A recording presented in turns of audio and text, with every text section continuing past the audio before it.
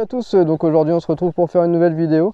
Donc si vous suivez ma chaîne, vous devez vous rappeler qu'il y a environ 2 mois, j'ai fabriqué ce petit chariot électrique, donc de A à Z. Alors aujourd'hui je voulais vous faire partager ce que j'ai pu transporter avec, ainsi du coup de ses points forts et de ses points faibles, mais également des améliorations que je vais lui apporter. Donc ça c'est des améliorations, je vais les faire sur plusieurs vidéos.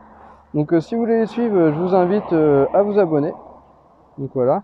Alors maintenant, ce qu'on va faire, c'est que je vais vous montrer tout ce que j'ai pu transporter avec.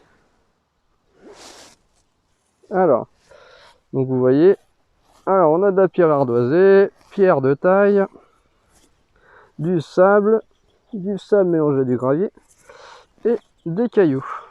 Alors, donc je sais pas en poids qu'est-ce que ça peut représenter, hein, mais il y a déjà quand même quelques tonnes. Donc bien sûr, hein, ça a été fait sur plusieurs trajets. Donc je vais vous montrer d'où ça vient. Alors nous avons le tas de gravats là, qui est dans le fond du terrain. Donc les pierres de taille étaient mélangées à ce tas. Donc j'ai voulu les sauver car je vais m'en servir des pierres pour faire de la maçonnerie.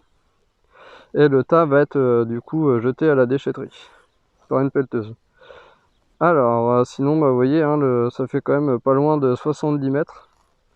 Donc il a déjà fait vraiment quelques tours, hein. Donc ça fait déjà quelques kilomètres, je pense, à son compteur. Alors maintenant on va parler de ses points forts et de ses points faibles. Donc on va déjà commencer par les attaches ridelles. Donc forcément les attaches ridelles, hein, comme vous pouvez le voir, elles sont vraiment trop petites. Le jour où je les ai commandées, je pensais vraiment qu'elles étaient un petit peu plus grosses que ça. Donc quand je les ai reçues, j'étais un peu déçu, hein. Donc là on peut voir, celle-là c'est la pire. Donc elle n'arrive même plus à tenir les ridelles ensemble. Il y a le petit crochet, donc lui c'est tordu. Donc voilà. Alors ensuite, en point faible aussi, c'est la direction. Comme j'ai pu expliquer dans ma vidéo précédente, en fait la direction se fait avec des accélérateurs. Donc quand on accélère à droite, il tourne à gauche. Et quand on accélère à gauche, il tourne à droite. Mais quand il est en charge, des fois ça peut s'avérer un petit peu compliqué à tourner. Donc voilà, donc c'est... Et du coup, voilà, donc on voit ma direction, elle est un petit peu tordue à cause de ça. Donc maintenant les points forts, car il y en a quand même. Alors niveau point fort, déjà c'est sa robustesse. Ouais, vous pouvez voir que après avoir transporté tout ça, il est encore en bon état. Et en deuxième point fort, on va dire c'est sa puissance, hein, c'est assez puissant.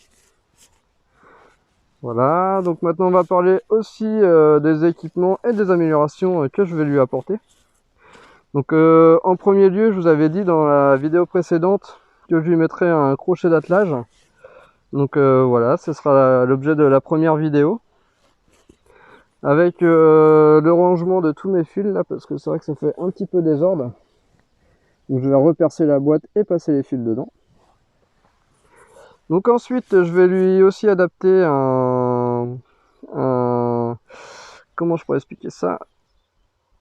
Donc un système de levage, voilà. Donc entraîné par un moteur d'essuie-glace de 12 volts pour que le chariot puisse béner. Donc en troisième vidéo, ce que je ferai aussi, c'est que je vais lui installer des phares à LED. Donc c'est des feux de travail, hein, tout simplement. Et en quatrième vidéo, oui, je vais aussi le repeindre entièrement.